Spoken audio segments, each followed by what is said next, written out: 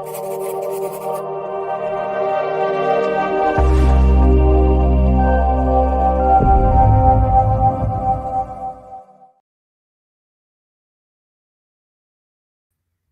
evening, ladies and gentlemen. This is Anton Willie, your host of Voice of the People United Community Forum.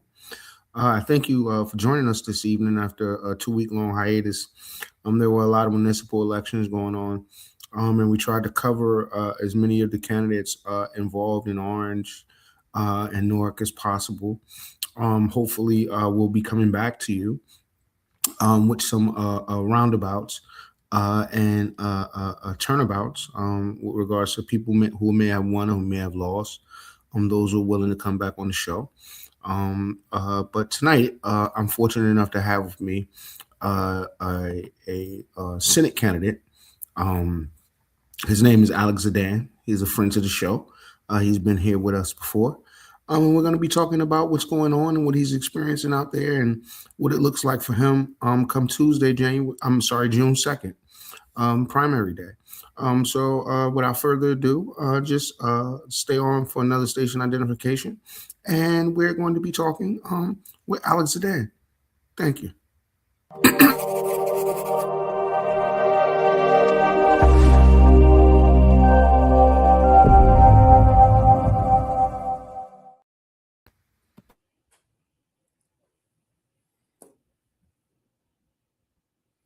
How we doing? What's going on, brother? What's Good. the word? How are you, my friend? Just taking it easy, man. It was very tight, a few weeks ago, with all of the municipal elections going on, school board elections. It took some time off, just a little bit, to regroup. And I'm glad, man. I'm rounding out the series with you. I started with you back on March 28th, right. Coming back, bringing the show back, and we're here right now, man. So tell us a little bit about what's going on out there. What are some of the things that you're hearing? And talk to everybody about your candidacy. Sure, yeah. It's been a little while since you and I got a chance to talk on March 28th. A lot of stuff has happened, both in the world and in our state, especially I'm sure we'll talk about what's going on at Delaney Hall in this interview, because that has just been dominating the news the last few days, and it's something that's really concerning to me. But I've been out there making my case. I've been out there talking to the people, north, south, east, west, Newark, Vineland, Trenton, Hamilton, Sussex County, everywhere that I can go to down the shore, to tell people that I believe I'm the best choice to take on Senator Cory Booker this year, help lead our party through this election cycle, our Republican Party, and give us the win that's been eluding New Jersey Republicans for a really, really long time in the United States Senate.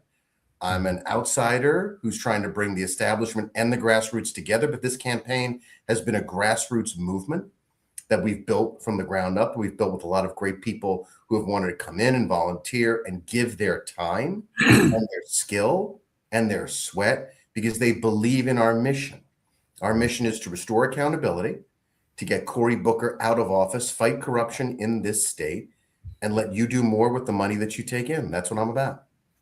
All right. So how do you plan to get all of that done, working with 49 other individuals, and then the lower house, which is the House of Representatives? How do you propose that we get that done? So if you're skipping ahead to primary general election into the U.S. Senate, because we got a lot of road ahead of us before that. But if I'm fortunate enough to be elected as your U.S. Senator, you're right. It's a challenge. It's a challenge to work in that big government body because the Senate's known for being very slow, very deliberative. I've told people that I think we should explore new leadership in the Senate if I'm elected. John Thune is leading the Republicans right now. There's a lot of discontent about the way Thune is managing things. I think leadership matters. So I would take a look at potentially replacing him. But I want to put this question back towards the people of New Jersey, the average people of New Jersey. Mm-hmm. We in New Jersey, as Republicans, have been down and out for so long that we forget how valuable a Republican United States Senator can be for our state. A U.S. Senator who can have the final sign off on judges and vote on Supreme Court justices, have the final sign off on our United States Attorney, which is important for the way cases are prosecuted here. A United States senator who can bring back jobs and projects and grants and infrastructure that benefits the people and the motorists and the towns and cities of New Jersey. That's incredibly important. And if I'm elected, that's exactly what I'm going to do. We have 2 United States senators who are focused on clicks and likes, not focused on serving the people. They're serving themselves. And I can tell you for a fact that's going to end if I'm your United States senator, because I'm going to serve you. So, like you said, and thank you for that correction with regards to having a lot of road ahead, because it's about the primary right now. Right. So that means that you are within your own party battling ideologies. And what is, excuse me, forgive me, my allergies are killing me. But what is it that puts you over the top over all your other opponents? Why should people in the Republican primary vote for you? It's a vision. It's a vision of what a Republican United States senator looks like for our state. I certainly understand that it's an uphill battle. I get that. But if I win, have things that I know that I want to do. And I'm running not to just test the waters or get my name out there or be a sacrificial lamb. I'm running to win. And I think that makes me unique in this race. So many Republican candidates that I've seen, whether they're at the Senate level or other levels, and they know they've got an uphill battle, they don't talk about what would happen if they win. I do like to talk about that. You're right. I said there's a long road ahead. I don't want to count any chickens before they hatch, but it's absolutely appropriate for the people to know what kind of U.S. senator I would be. And I'd be a U.S. senator who's very involved in constituent services, a U.S. senator that's very involved in working with the government of New Jersey when necessary, but also pushing back and fighting back against the mismanagement that we've seen in our state from Mikey Sherrill and the Democrats in Trenton, the Democrats who have controlled Trenton for 25 years in the state Senate and the state assembly and made New Jersey progressively less and less affordable. So my vision of what a Republican United States senator looks like and a vision of what my term would look like sets me apart. And in this campaign, we're making a statement by having people and supporters from across the state of New Jersey. We are making sure that this is a truly statewide campaign. And that's something that's unique as well. Ideologically and philosophically, I would call myself America first, somebody who wants to put American citizens first. But it's also that dyed-in-the-wool New Jersey streak of, I'm going to call it as I see it. And if you're good for New Jersey, I'm going to say so. And if I think something's bad for New Jersey, I'm going to say so too. That's the kind of person that I am, and that's the kind of senator I'll be. So now, one of the things I wanted to say is, and you stated it multiple times when you said, Republican senator. Yes. And if you're fortunate enough to make it to the general election, most people understand that a great many of New Jersey voters are independents. Yeah. How do you believe?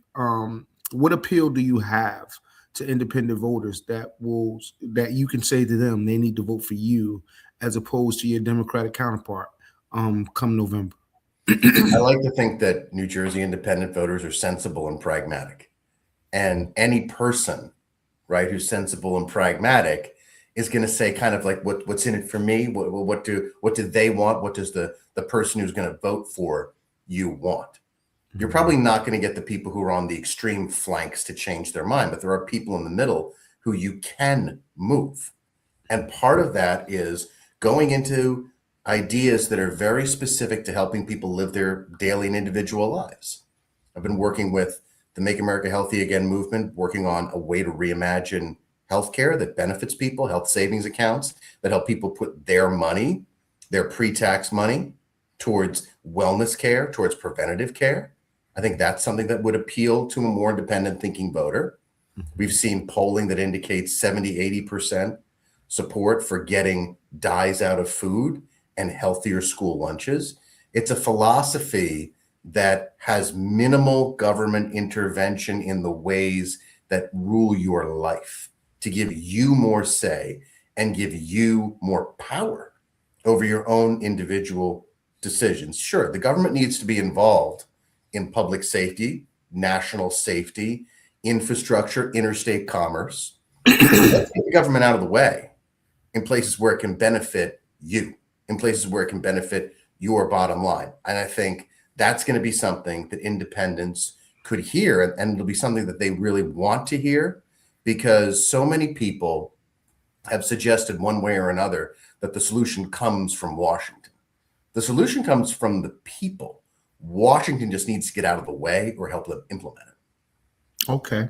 All right. Well, one of the things, because I'm an educator, I have been for the past 20 years. I'm actually in my 20th year now. Congratulations. Thank you.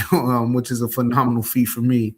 And when it comes to education, I'm very passionate, and people may think that I'm an extremist of academia, meaning with regards to what services our children need to be successful. And I've been called, extreme, or been told I've over exaggerated. But I think the greatest threat to national security is not China, Russia, or any of those geopolitical things, but it's poor education in our country.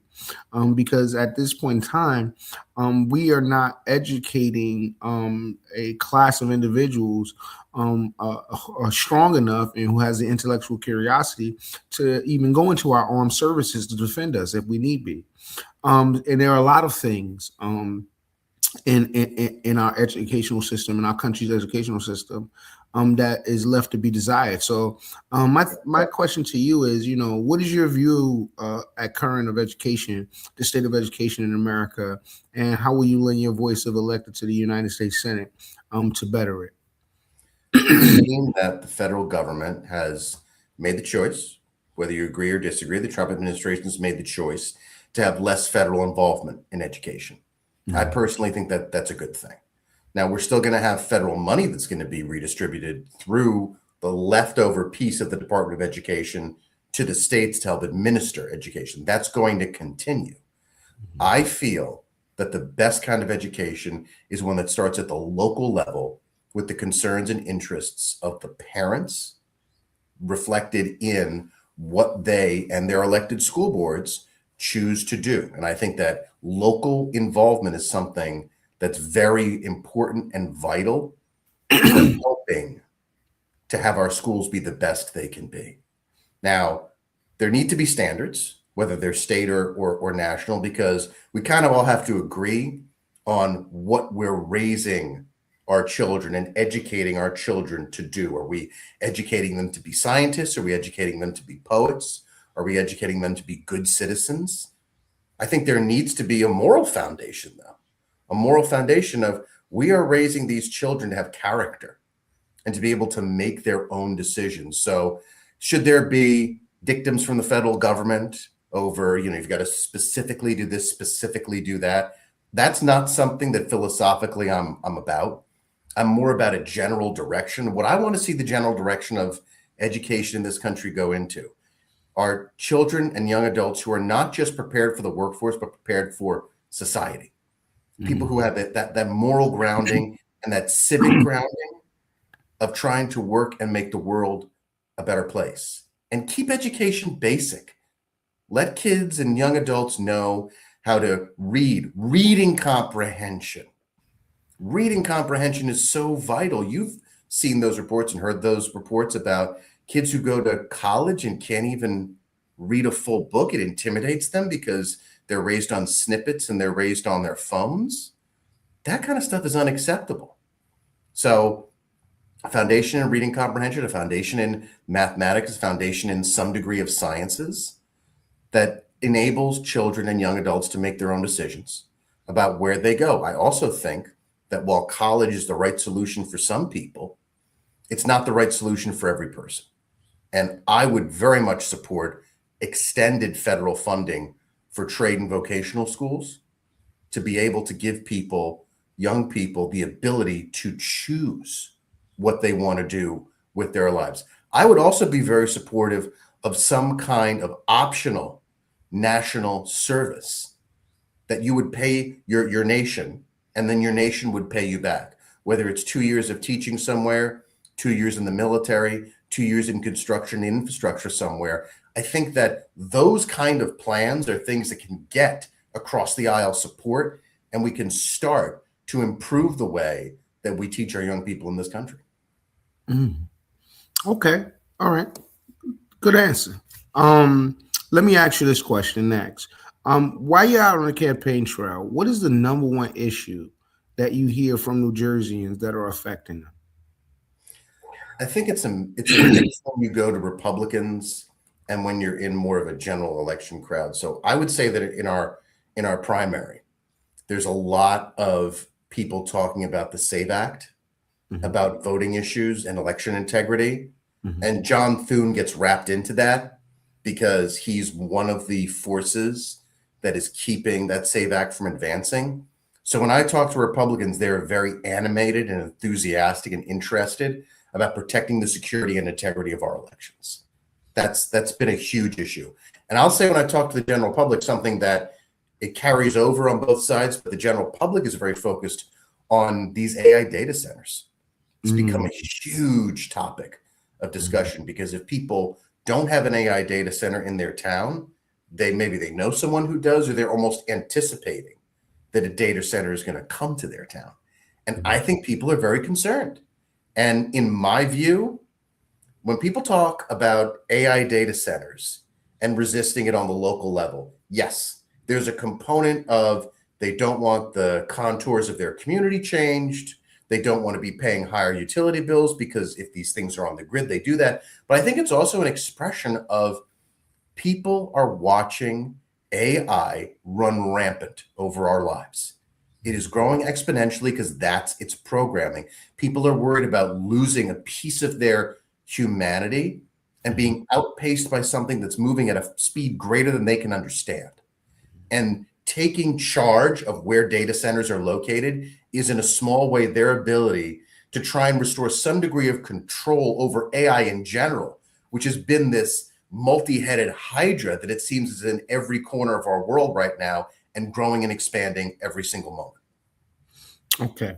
So now, what one of the things you brought up AI, and Yeah. you brought up data centers and things of that nature, and anybody right now, even with whatever bargains and discounts and programs that are out there, you talk to even the average businessman right now, let alone the average homeowner, their PSC&G bill or whatever they're using for electricity or gas or whatever they're running their business or their household on has been skyrocketed through the roof.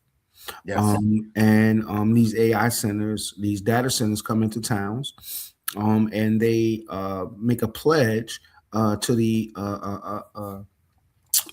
whatever electric company or whatever. Let's just say they come in, they make a pledge of $5 million or whatever. They come in. Now a third party vendor may have to come in and give electricity to the other time at astronomical rates.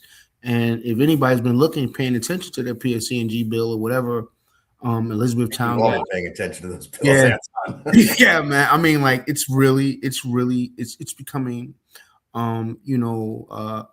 really, what am I trying to say? I guess it's really becoming too much to handle for the It's average affecting small. everybody. It's affecting everybody. So, how do you propose to get a handle on all those things, and what do you plan to do to address these issues that can make life more affordable and better for New Jerseyans with regards to these centers? Well, I mean, AI is directly connected to your surging utility bill. This is just a fact. It's piece of it is all these investments that the previous gubernatorial administration, the Murphy administration, made that didn't pan out. That's a piece of it. AI is a piece of it too. AI consumes at an expanded rate electricity, water to cool it down.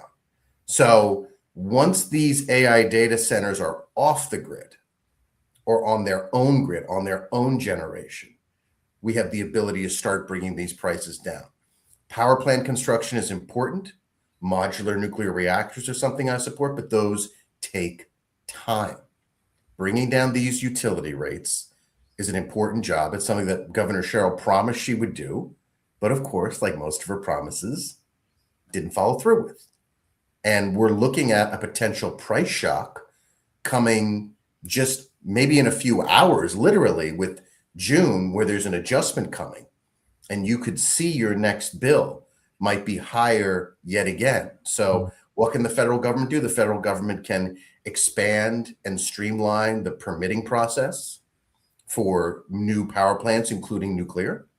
The federal government can also work with the states to try and get funding and aid to help bring these costs down.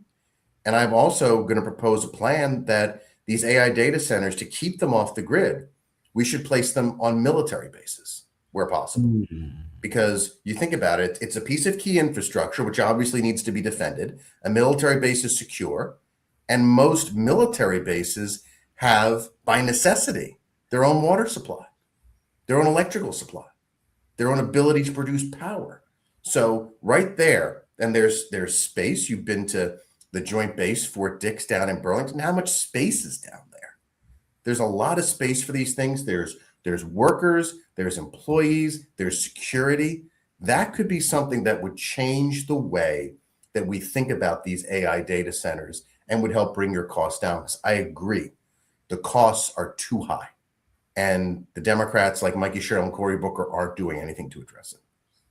What do you believe is the solution to try to maintain business and attract business back to New Jersey? If I'm not mistaken, I think I read somewhere that ExxonMobil is relocating from New Jersey, is moving its New Jersey headquarters to, I don't know, was it Texas or Tennessee or something like that? Yeah.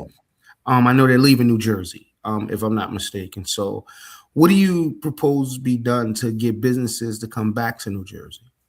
Hold them accountable.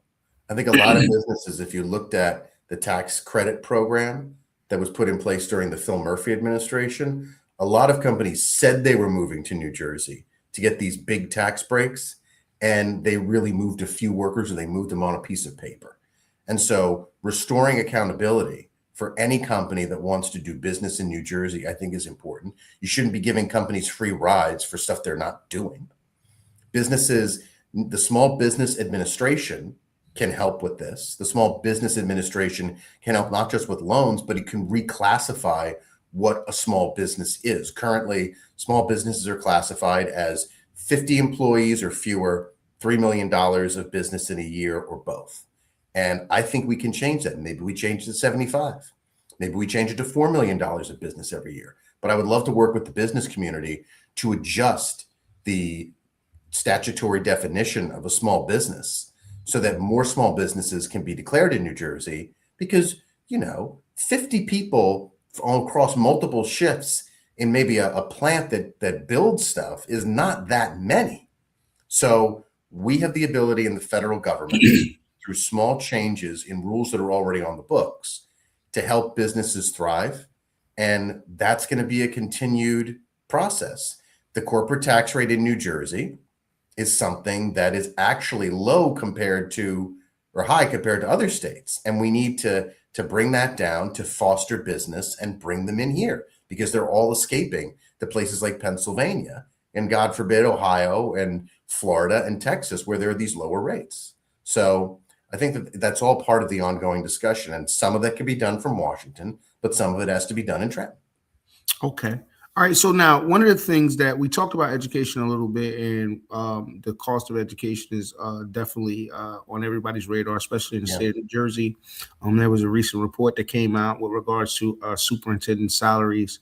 There are so many different townships, boroughs, villages, municipalities in New Jersey that each of them all have their own fiefdom.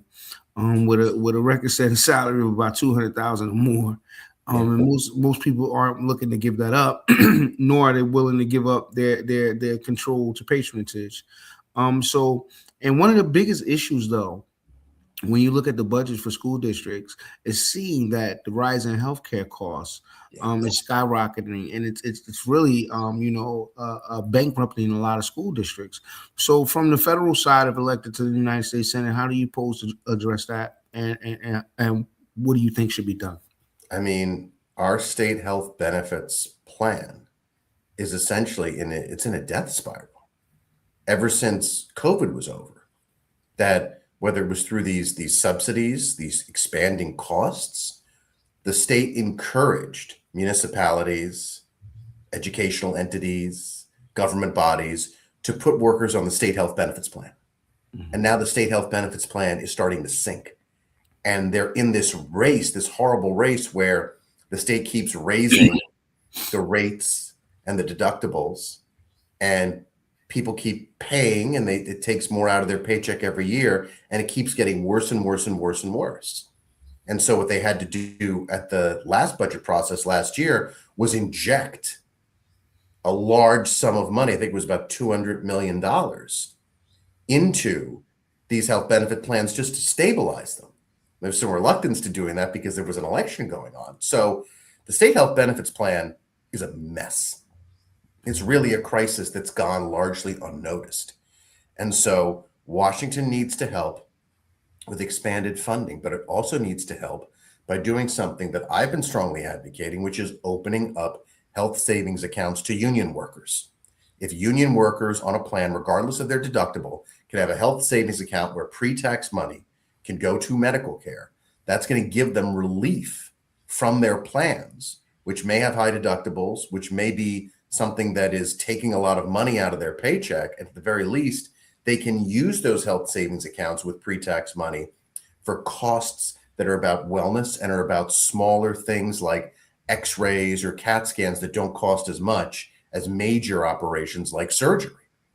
That's the way we got to stabilize this, the federal government and the state working together to stabilize these exploding healthcare costs for public workers. Because at the end, when the public worker healthcare costs go up, towns, cities, and government entities have to raise their costs or raise their take-ins too, because it's an expanding budget item.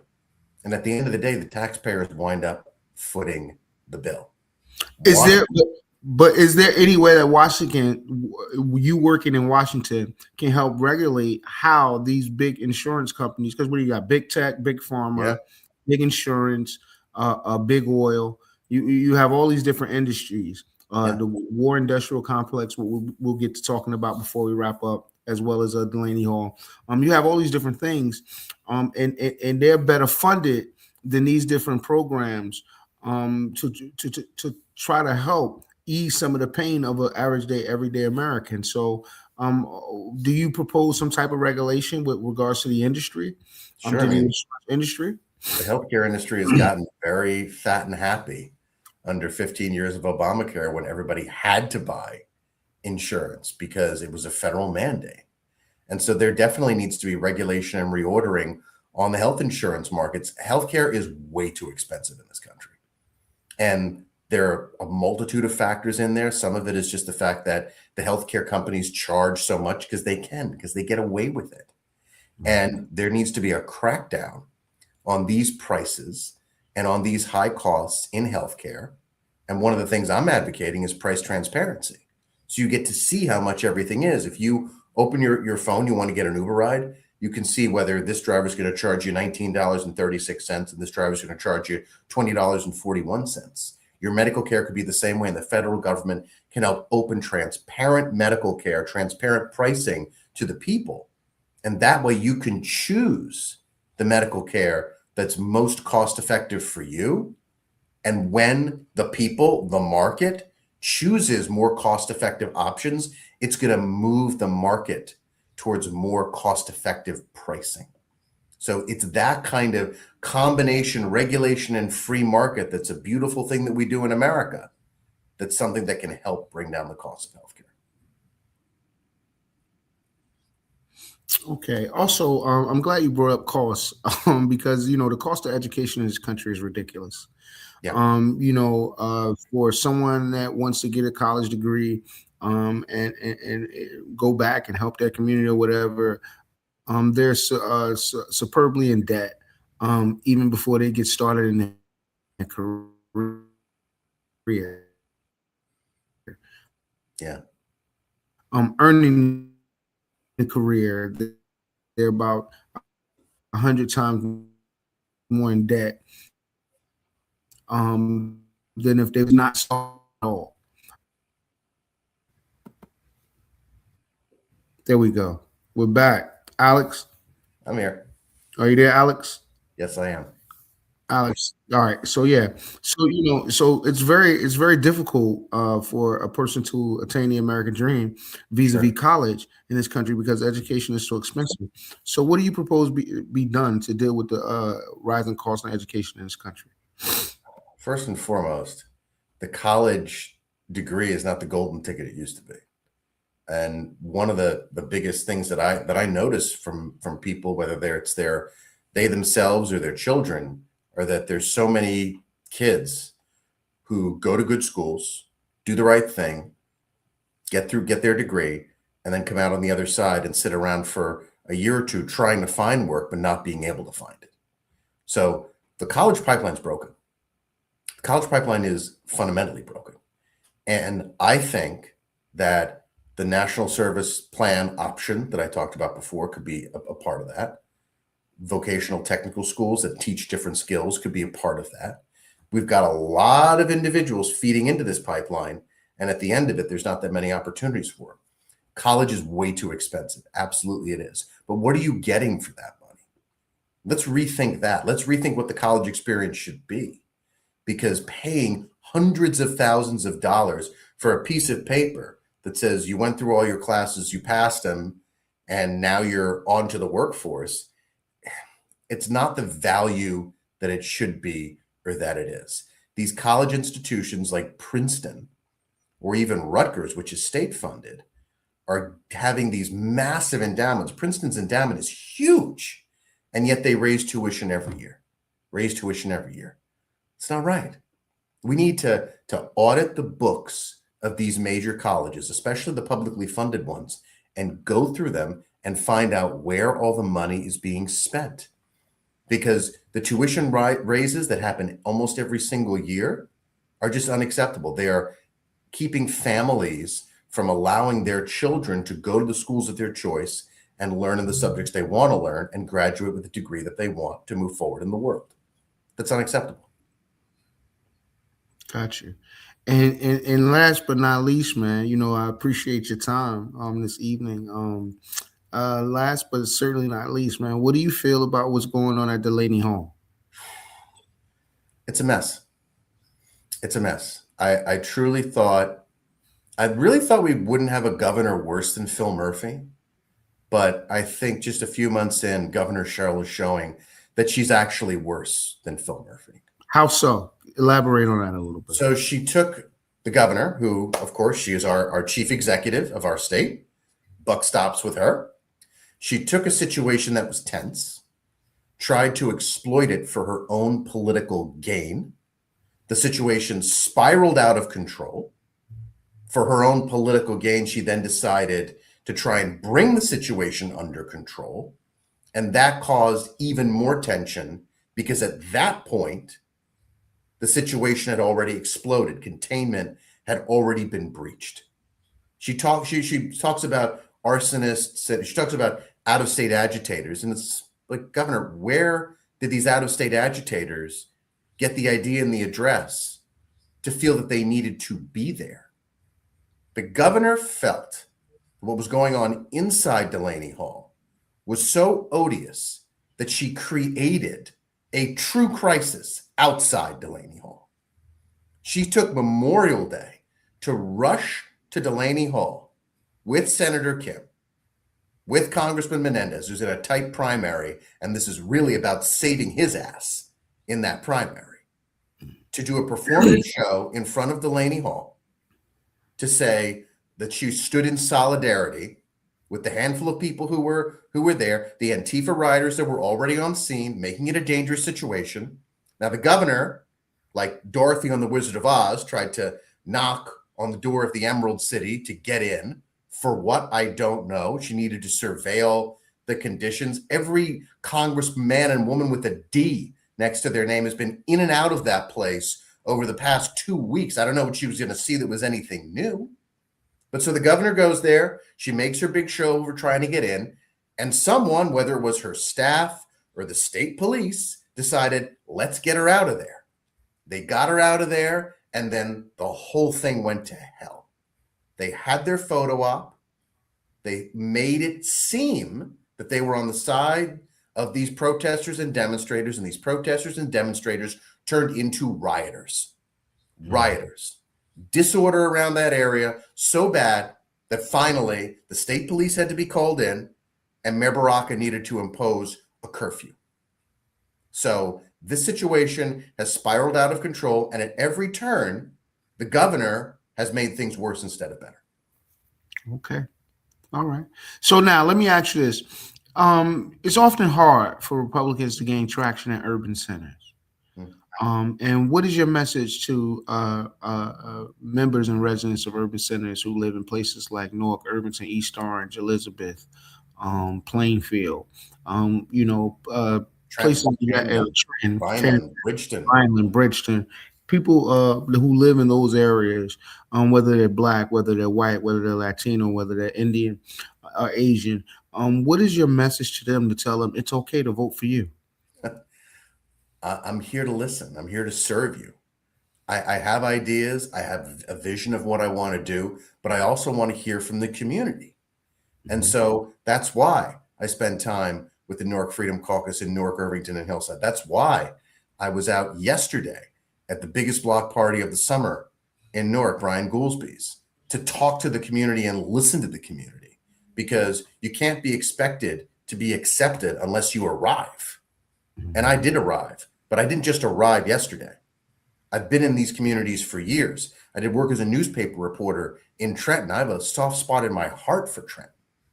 Done working in Atlantic City trying to help seniors who didn't have power in their senior apartment buildings. I've been trying to help people get elected to the school board in Newark. I've been doing that work. And just because there's an R next to my name, or because there's this color skin on my hand, it doesn't mean that you should have any preconceived notions of who I am and what I might stand for. I'll hear you out. I want you to hear me out. That's really my message. Hey man, I like that. I got a surprise. I got a special guest. Okay. Pop in. The Hillside Republican chairman. Hey, Phil. Before we went off air, man. My guy. Pop in and say hello. Good to see you, Phil. Likewise. One of the things, while I got both of you before we wrap up, is that, I talk about it all the time, and sometimes it gets frustrating. It gets frustrating to talk about, because voter apathy is big and it's real. And people believe that the way they can effectuate change in a system is by not showing up to the polls. And Phil, you as a chairman, and I want you to go first, but Alex as a candidate, I want you to also answer this question. But Phil, I want you to go first because I want Alex to take us out of here. How do you propose we get over dealing with voter apathy, especially getting people who were traditionally one particular party, and get them to cross party lines and say, "Hey, man, let me give this a shot." It's by educating them, right? You know me, I'm a people person. I talk to any and everybody. I just educate them and tell them who I am and what I believe in. If you believe in me, then believe in the person I'm with. Okay, Alex. My message is this: if you don't vote, you are guaranteed to get stuck with the system that you already have. But if you do vote, there is a chance you can change that system. The only way to do that is through participation. Because if you stay home and people who are more apathetic or less informed or less involved, they're the ones who tend to say, you know what, I want to sit this one out. That means the diehards are going to go out and vote. The diehards from both sides. And the diehards from both sides, sometimes the reliable voters, they've got a vested interest in keeping things where they are. And you, as the person who wants to see change, by sitting home, you're casting a vote for same old, same old. And so my message to voter apathy is, don't look at what you think the result is going to be. Don't look at the polls. Look at what you want to see, the change you want to see, and go out and vote for that. If you're lucky, it'll be 20 minutes out of your day. If you're lucky, go buy a cup of coffee afterwards or something like that. Make it even half an hour. We ask you, as the entrance fee for living in the greatest country in the world, the greatest democratic republic, representative democracy ever created on the face of the earth, we ask two things from you. Pay your taxes. No one likes to do that, but we have to. That's the mandatory part. The optional part is take 30 minutes twice a year to go vote in your primary election and your general election. 1 hour a year of service. And then you can claim to actually live and love the democracy that's representing you because you participated. Got you.